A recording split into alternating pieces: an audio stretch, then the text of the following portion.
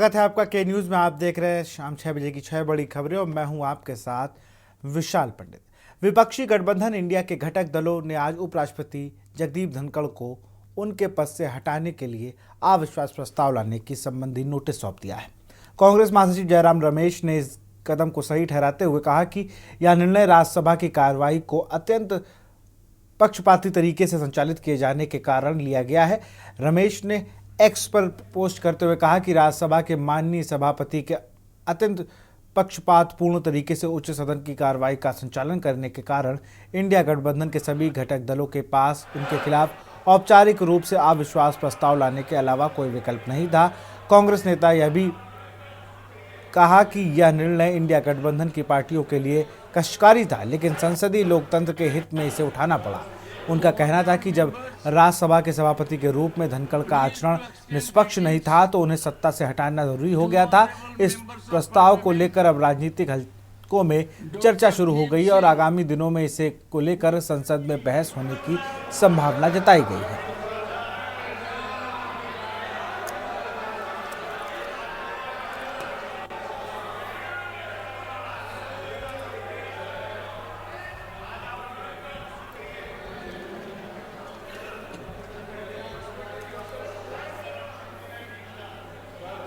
Honorable members, pleased to extend greetings to honorable members of parliament,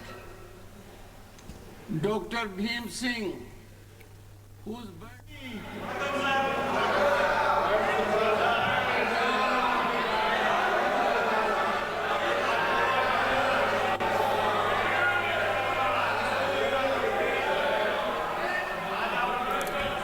अविश्वास प्रस्ताव लेके आया इंडिया गठबंधन।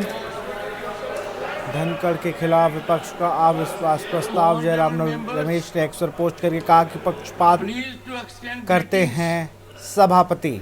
to honorable members of parliament, Dr. Bhim Singh, whose birthday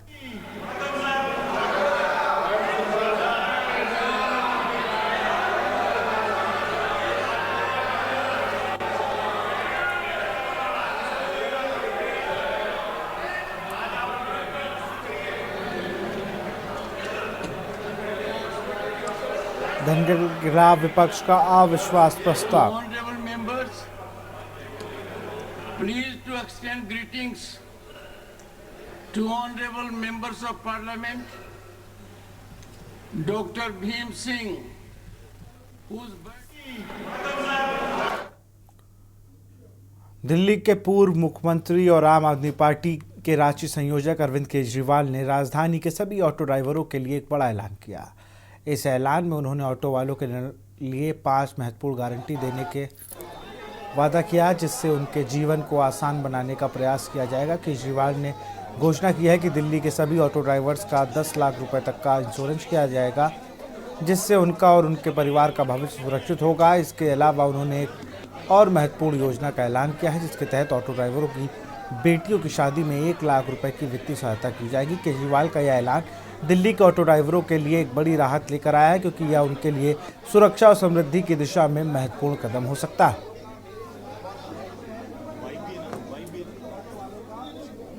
कल मैंने अपने घर पे ऑटो वाले भाइयों के साथ मीटिंग रखी थी, उसमें नवनीत जी भी आए थे।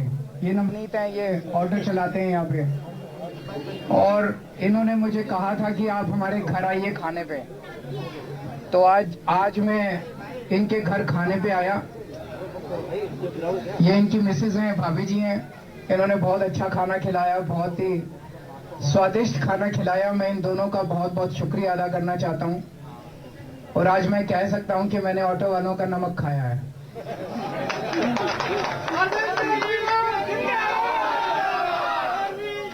तो इस नमक का कर्ज उतारना मेरा फर्ज है। तो आज मैं दिल्ली के ऑटो वालों के लिए 5 बड़े ऐलान करना चाहता हूं। हमारी जब दोबारा फरवरी में सरकार बनेगी तो ये 5 चीजें लागू की जाएंगी।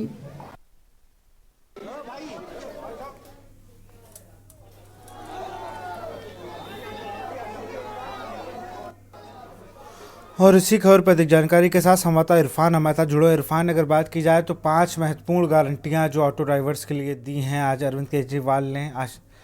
अरविंद केजरीवाल को ये आशा है कि इन गारंटियों से उन्हें आम आदमी पार्टी को सत्ता में बरकरार रहने के लिए काफ़ी मदद मिलेगी। जी, बिल्कुल सही कहा विशाल जी। जैसा ही अरविंद केजरीवाल जी ने कहा कि पहली दफा भी उनकी जब सरकार बनी दिल्ली के अंदर, तो ऑटो वाले ने काफी साथ दिया उनका।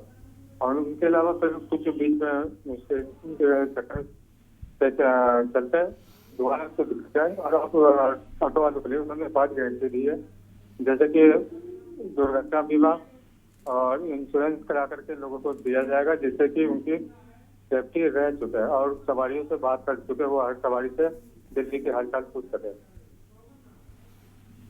बहुत बहुत शुक्रिया इरफान आपका तमाम जानकारी के लिए। ठीक है।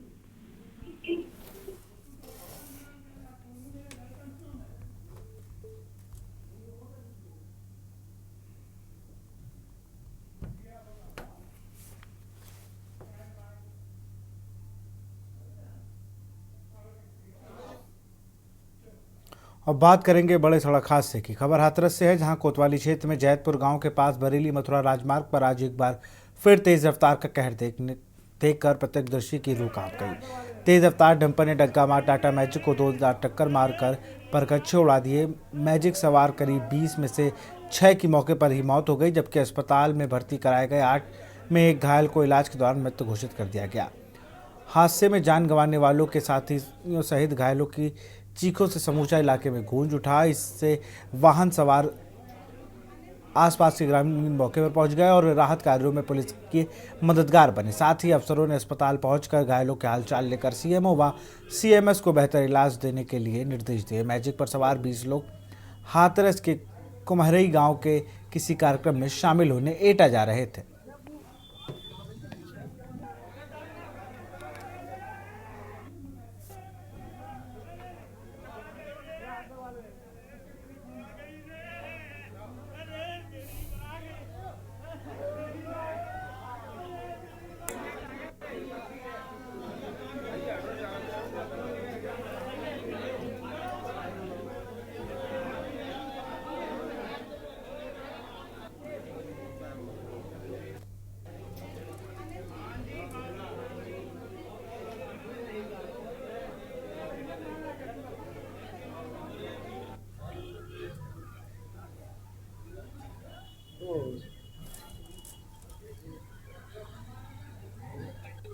और इसी खबर पर एक जानकारी के साथ हमारे संवाददाता धर्मेंद्र हमारे साथ जुड़े हुए हैं फोन लाइन पर। धर्मेंद्र, अगर बात की जाए तो एक बहुत ही हृदय विदारक घटना हुई है, जहां पर 6 लोगों की मौत हो गई है, और क्या अपडेट है इस पे? जी, ये जो हादसा है बहुत ही भीषण दुर्घटना हुई है और मथुरा बरेली मार्ग पर गांव जैतपुर के पास थाना कोतवा जंक्शन क्षेत्र के बीच में ये हुआ है। ये सभी लोग हाथरस सेंटर से कोतवाली क्षेत्र चंपा से एटा के लिए किसी अपने रिश्तेदार को देखने जा रहे थे जो बीमार था। और वहाँ पे जो मथुरा बरेली हाईवे है, गांव के पास में इनका एक्सीडेंट हुआ और इसमें 7 लोगों की मौत हुई है। अभी तक की जानकारी निकल के आई है और एक ही परिवार के सभी लोग थे। और इनमें से करीब गंभीर घायल जो है तो अलीगढ़ में रेफर कर दिया है। 7 का इलाज अभी जिला अस्पताल में चल रहा है। बहुत बहुत शुक्रिया धर्मेंद्र तमाम जानकारी के लिए आपका।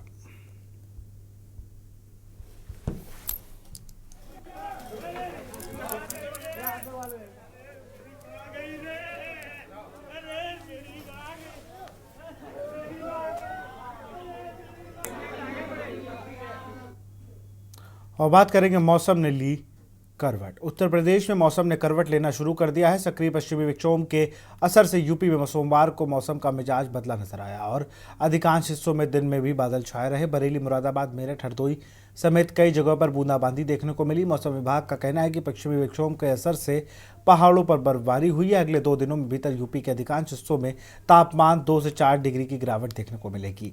वहीं तराई इलाकों में घना कोहरा देखने को मिलेगा। मौसम विभाग ने मंगलवार के लिए 10 से ज़्यादा तराई इलाकों के लिए घने कोहरे का अलर्ट जारी किया है। मौसम विभाग ने मंगलवार को देवरिया, संत कबीरनगर, बस्ती, कुशीनगर, महाराजगंज, सिद्धार्थनगर, गोंडा, बलरामपुर, श्रावस्ती, बहराइच, लखीमपुर खीरी, सीतापुर, अयोध्या आदि इलाकों में घने कोहरे का अलर्ट जारी किया है। सोमवार को उरई का सर्वाधिक तापमान 28.8 डिग्री सेल्सियस अधिकतम तापमान रहा। वहीं प्रयागराज का 28.2 डिग्री और अयोध्या में अधिकतम तापमान 26.5 डिग्री सेल्सियस रहा। न्यूनतम तापमान की बात करें तो बुलंदशहर में सबसे कम 8 डिग्री, मेरठ में 8.1 डिग्री और अयोध्या में व नजीबाबाद में 8.5 डिग्री सेल्सियस तापमान दर्ज किया गया।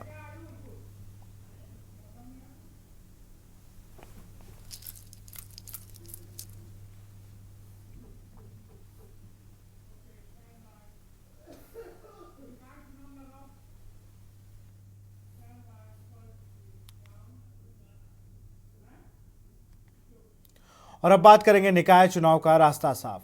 उत्तराखंड के निकाय चुनाव का रास्ता साफ हो गया है। राजभवन ने निकायों में ओबीसी आरक्षण संबंधी अध्यादेश को मंजूरी दी है। अब एकल सदस्य समर्पित आयोग की रिपोर्ट के हिसाब से ओबीसी आरक्षण लागू होगा। इस महीने के अंत में निकाय चुनाव की अधिसूचना जारी हो सकती है। उत्तराखंड के निकाय चुनाव के लिए अध्यादेश को विधि विभाग की हरी झंडी मिल गई थी। विभाग ने अपनी कानूनी राय राजभवन को भेजी थी, जिसके बाद राजभवन को इसका निर्णय लेना था। निकाय चुनाव के लिए ओबीसी आरक्षण लागू किया जाना है। इसके लिए शासन ने राजभवन को कानून में बदलाव के मकसद से अध्यादेश भेजा था। राजभवन की विधि टीम ने किसी कानून का हवाला देते हुए इसे रोक लिया था। राजभवन ने ही शासन में विधि विभाग से इस पर राय मांगी। विधि विभाग ने इसे हरी झंडी दे दी है। कुछ कानूनों का हवाला देते हुए विधि विभाग ने माना है कि राजभवन चाहे तो अध्यादेश को मंजूरी दे सकता है।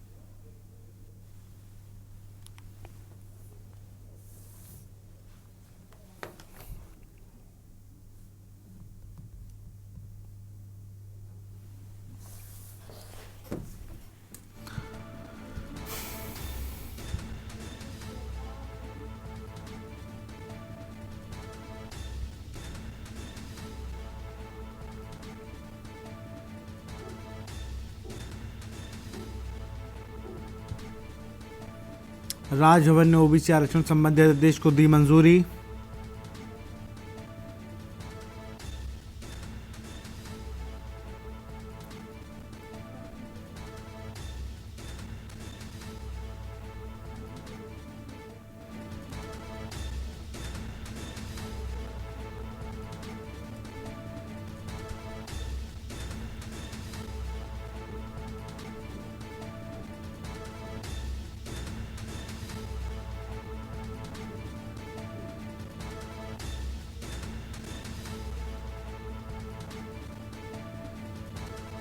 प्रदेश में निकाय चुनाव का रास्ता साफ हो गया।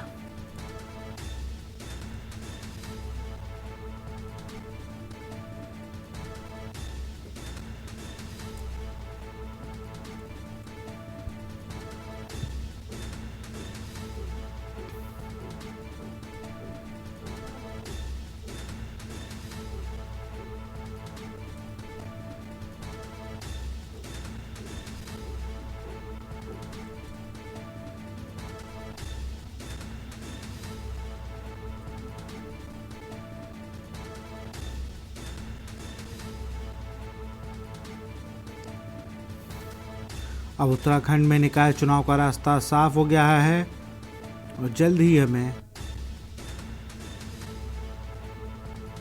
उत्तराखंड में निकाय चुनाव को लेकर अपडेट मिल सकता है।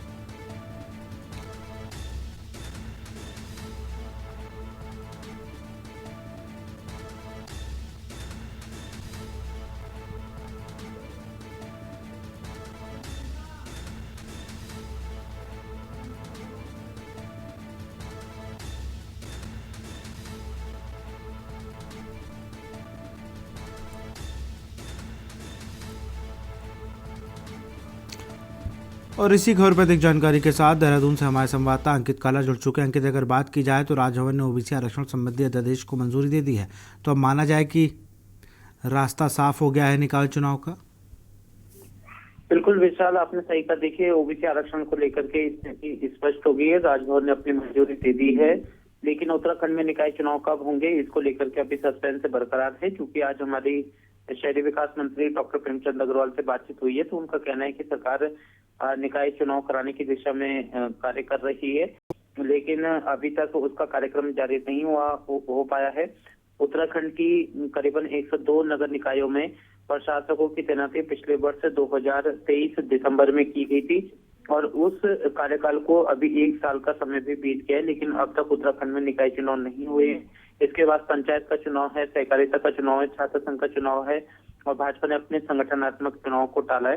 तो ऐसे में विपक्ष की ओर से लगातार इन चुनाव को ना कराने को लेकर के सवाल खड़े किए जा रहे हैं, लेकिन ओबीसी आरक्षण की स्थिति साफ होने के बाद ऐसी उम्मीद जताई जा रही है कि बहुत जल्द ही सरकार नगर निकाय के चुनाव की अधिसूचना को जारी करेगी। इस संबंध में ऐसी उम्मीद लगाई जा रही है। बिल्कुल, बहुत बहुत शुक्रिया अंकित तमाम जानकारी के लिए आपका।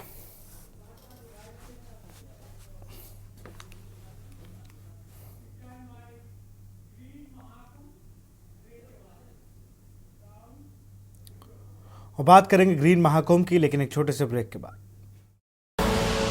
आप देख रहे हैं के न्यूज, खबरों का सारथी। स्वागत है। महाकुंभ 2025 को लेकर प्रयागराज में तैयारियां जोरों पर है। शहर में हरियाली और सौंदर्यीकरण का खास ख्याल रखा जा रहा है। नए पार्क, साफ सुथरी सड़कें और हरे भरे पेड़ों से शहर को सजाया जा रहा है ताकि करोड़ों श्रद्धालुओं को एक स्वच्छ और सुंदर वातावरण मिल सके। आइए एक नजर डालते हैं इन्हीं तैयारियों पर।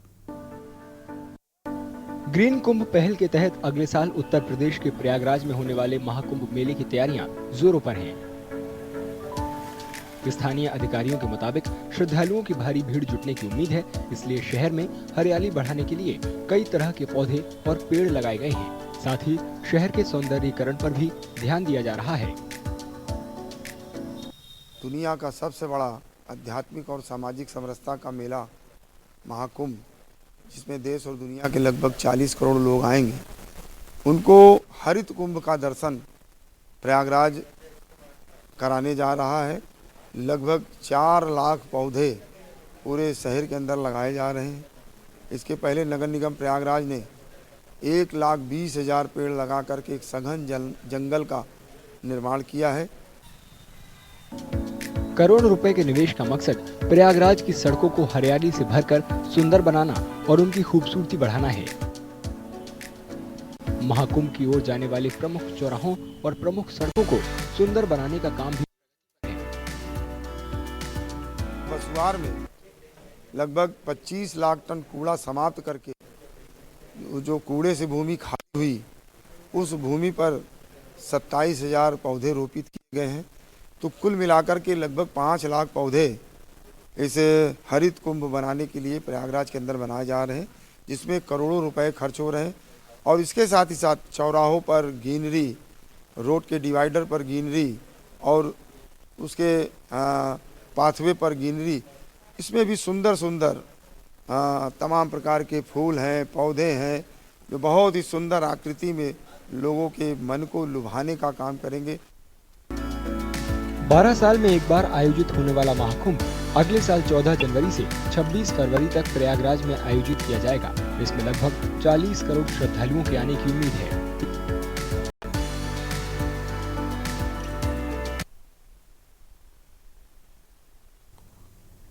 तो इस बुलेटिन में फिलहाल इतना ही। देखते रहिए के न्यूज़ इंडिया। नमस्कार।